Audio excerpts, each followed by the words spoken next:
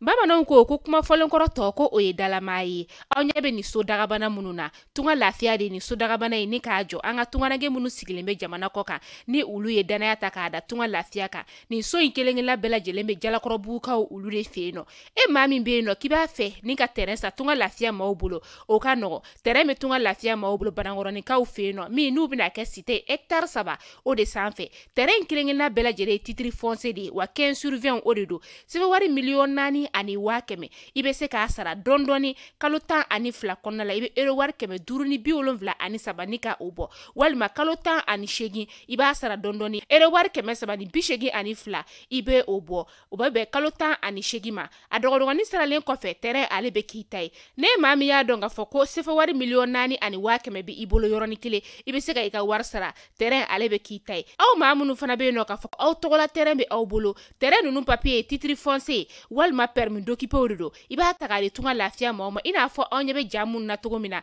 u b'a jɔ ni ka a d'i ma ka sɔrɔ i ma tɔɔrɔ o tuma la tunganage minnu sigilen bɛ jamana kɔ kan tunga lafiya nana aw lafiyali o de kama walasa sojɔko la aw kana degun sɔrɔ cogoya min na ne mɔgɔ min bɛ fɛ ka kunnafoni wɛrɛ sɔrɔ sa o tuma la an wele an ka numéro whatsapp kan 00336 41 94 03 80 walima 00223 72 18 42 47 tunga lafiya maliyɛnden minnu sigilen bɛ jamana kɔ kan u bɛɛ lajɛlen kelen-kelenna bɛ se ka u ninkanso sɔrɔ ba maliba ale kɔnɔna la cogoya min na.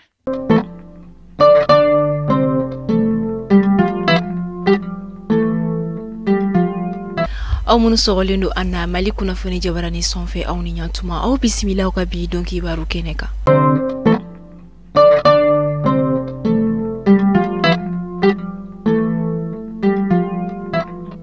an ka minisiri min ɲɛsinnen don an ka jamana kɔkan ko ma ni ale Abdoulaye Diop ale bɛ tagamana Addis Abeba Ethiopie jamana kɔnɔna la kabini février kalo tile 14 tɛmɛlen farafina keleya tɔnba UA ale ni jamana ɲɛmɔgɔw ni gouvernement ka lajɛba tako 36 na ni tema in ye lafasali ani jɛ ka baara taabolo dɔw ye min bɛ senna Mali Burkina Faso ani La Guinée Conakry.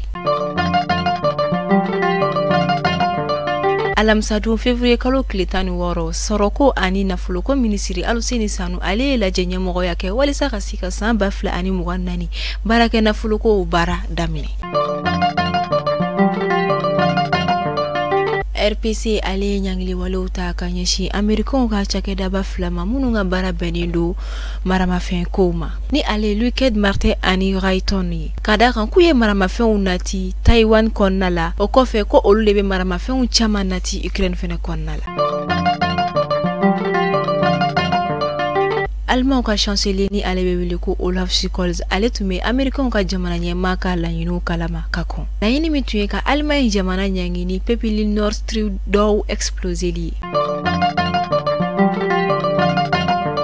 Ni ne bɛ dɔn sigi kɛ aw ka bi dɔn kibaru la an b'a fɔ aw ni ce aw ka lamɛnni ko ɲuman na.